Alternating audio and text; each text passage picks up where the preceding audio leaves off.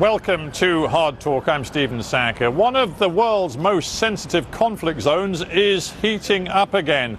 Last month, Armenian and Azerbaijani forces clashed and at least 17 people were killed. It is the latest twist in the long-running dispute over Nagorno-Karabakh. Well, my guest today is Armenia's Prime Minister, Nikol Phashinyan. Is Armenia preoccupied with fighting old battles?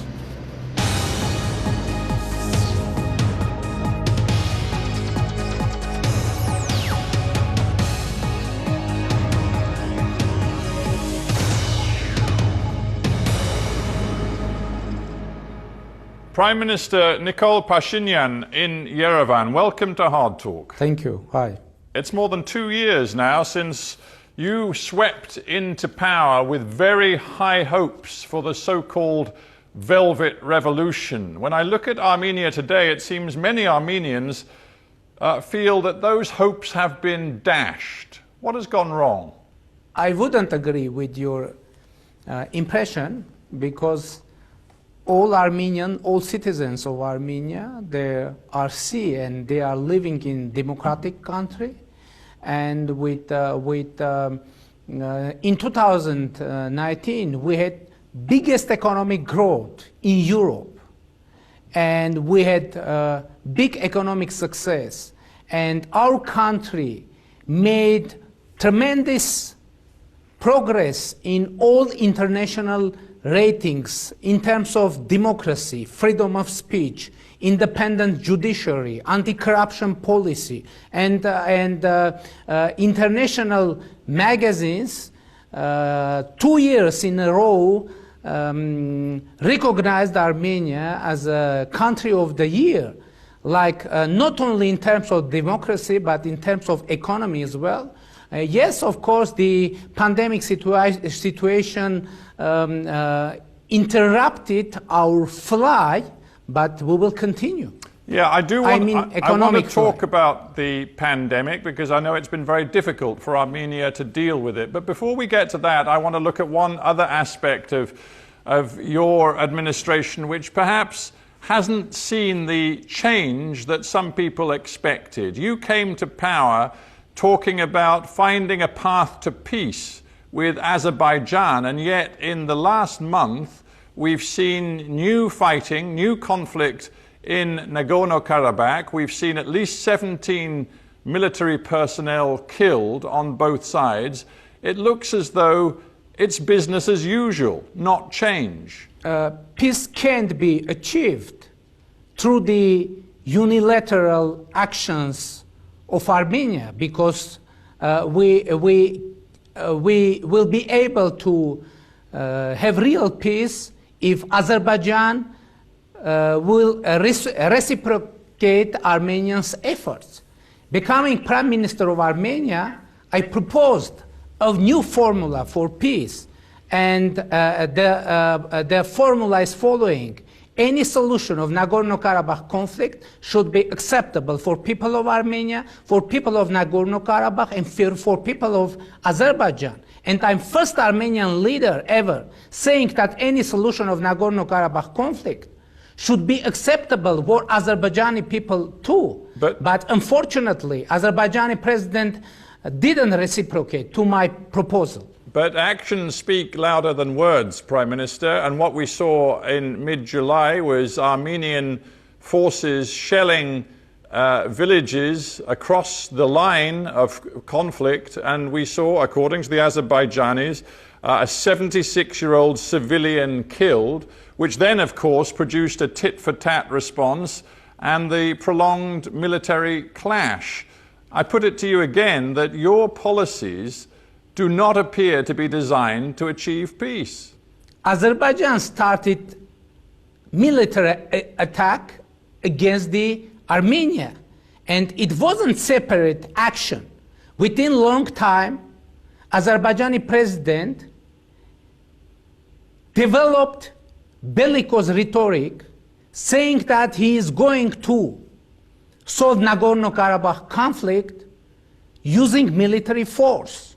As a result of that bellicose rhetoric, Azerbaijani government is facing the challenge to explain their own society why they couldn't solve Nagorno-Karabakh conflict through force. You say that the Azerbaijanis started it, and they, of course, say that you started it. And I dare say I'm not going to resolve that on Hard Talk today. But what is quite clear is that you, over months, have taken a series of provocative actions which have heightened tensions in Nagorno-Karabakh. For example, why last year in August did you go to Stepanakert in Nagorno-Karabakh and make a speech saying Artsakh, which is what you call Nagorno-Karabakh, is Armenia, period, and then led a crowd in a chant, a nationalist chant of unification? That was clearly a provocation to Azerbaijan. First, I can understand the situation of international community every time hearing mutual accusation of each other, who started, who violated ceasefire. That's why, and this continues again and again within long time. And that's why we're proposing to establish international mechanisms for ceasefire, for investigating ceasefire violations. And this is valid proposal by Armenia. Second, why I said that Nagorno-Karabakh, Artsakh is Armenia. First of all, Nagorno-Karabakh for several thousand years is populated by indigenous Armenian people, and by the way, Artsakh name is aged for several thousand years. Yeah, Prime Minister, it's not. We are to be honest mutual, with you, it's not. We can't go through thousands of years of your history. What we can do is address the realities of today. The UN General Assembly, as you well know, hang on. The UN General Assembly has adopted a resolution which quite clearly, quote, demands the immediate, complete, unconditional withdrawal of all Armenian forces from the occupied territories of the Republic of Azerbaijan. Now that's from the UN General Assembly. Under international law, your forces are a force of occupation. You choose to go there and talk about that territory being yours. You clearly are not a peacemaker. The document of UN Security Council didn't mention Republic of Armenia or Armed Force of Republic of Armenia. There is written about of Nagorno-Karabakh Armenians self-defending forces. It's first. Second, you proposed to look at reality.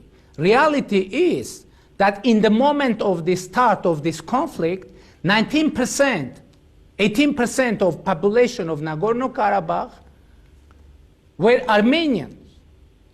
And Azerbaijan tried to clean this land from Armenian, and conflict started from this moment.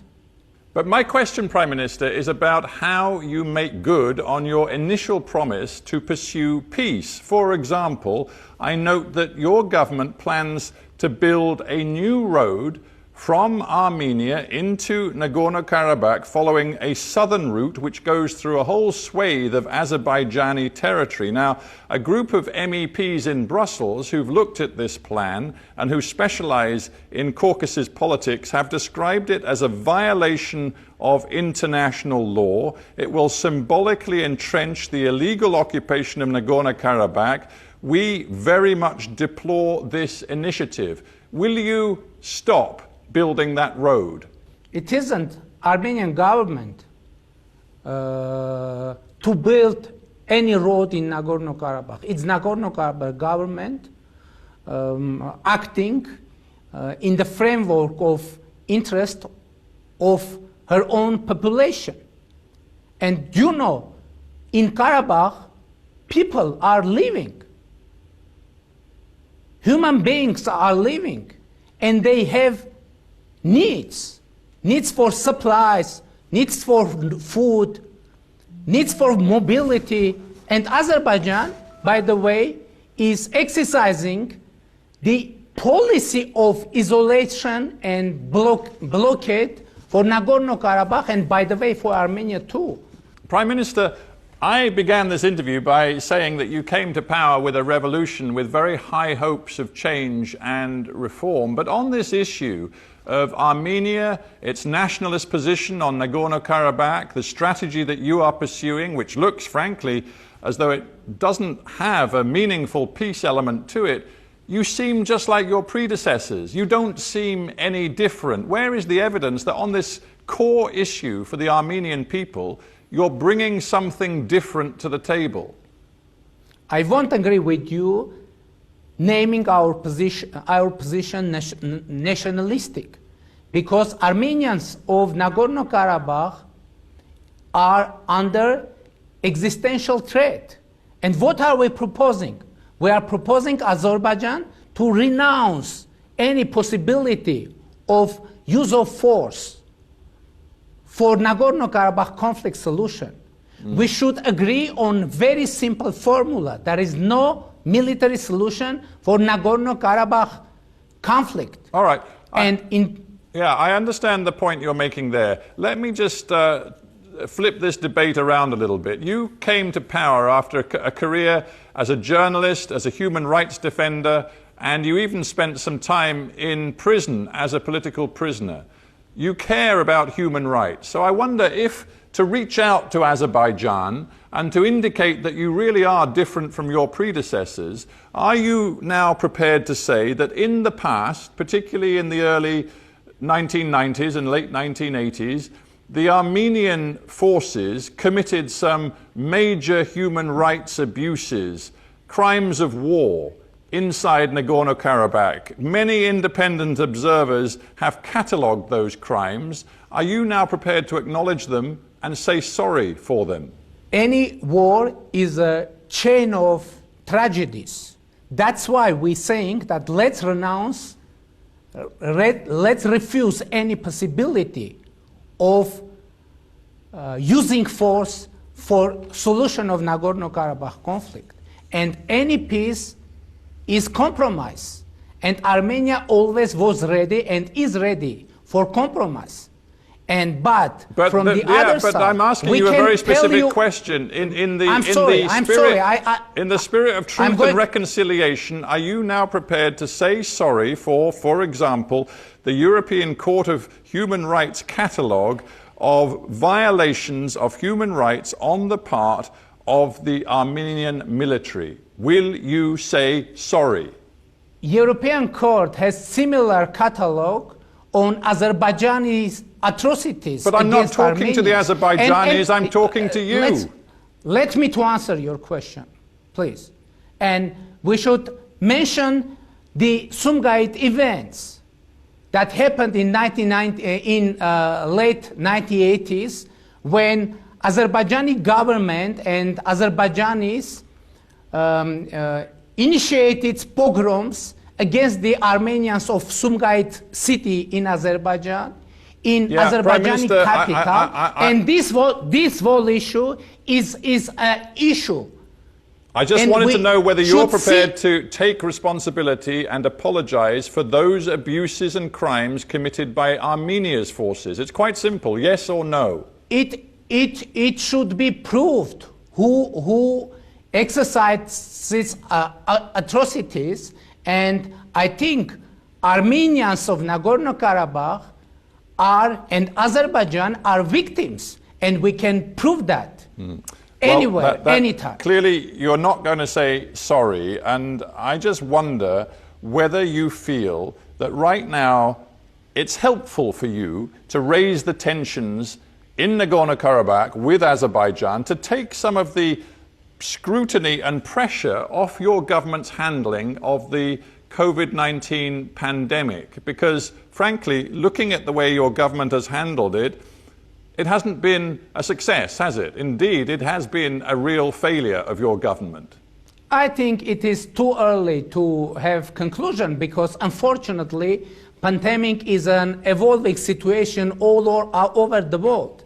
And we adopted a strategy how to fight pandemic in our country, and this strategy should have been, and it was and it is appropriate for our country. And let's make conclusion when globally the pandemic would be fight. But Prime Minister, your own people are drawing conclusions already. They see that your death rate from COVID-19 is approximately 6 times higher than neighboring Georgia, and indeed significantly higher than Azerbaijan's. If you look at the region as a whole, Armenia has suffered much more severe impacts from COVID-19, which suggests that your government failed to control it.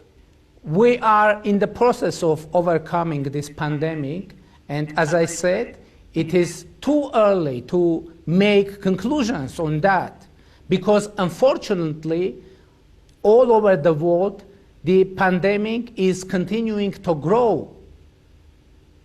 But Prime Minister, now Armenia is in the process of... People judge you on your specific actions. For example, in late May, you attended a dinner which was actually to celebrate the inauguration of the self-styled president leader of Nagorno-Karabakh. It was a dinner where you were seen amongst many people socializing, not wearing a face mask, and only a few weeks later, in early and mid-June, your country was in the midst of a terrible crisis with more than 600 cases of COVID-19 per day, and you castigated your own people, saying people simply disobey the rules on face masks, but you've done it yourself. On that day, we were acting according to the regulations that existed, I mean legal regulation that existed in Nagorno-Karabakh. And so we are following after rules that is underway in our country or in Nagorno-Karabakh or elsewhere. Well, it didn't look like leadership. You know that your opponents in Yerevan are now saying, and I'm quoting the Republican Party, who have issued a statement saying, one does not fight the coronavirus like this Prime Minister, with live streams, selfie pictures and jumping around. You are, that is talking to you are the responsible one for a disgraceful situation, and you have made so many mistakes. You should resign. And Armenia is a democratic country, and opposition is free to express himself. And I'm very glad that now opposition in Armenia is acting much easily than before revolution. You talk of democracy in Armenia being strengthened under your administration, and I referred to your past as an independent journalist and a political prisoner. However, Human Rights Watch, in its report on your country in 2020, has concluded that investigations into past violence and excessive use of force by law enforcement remain very limited.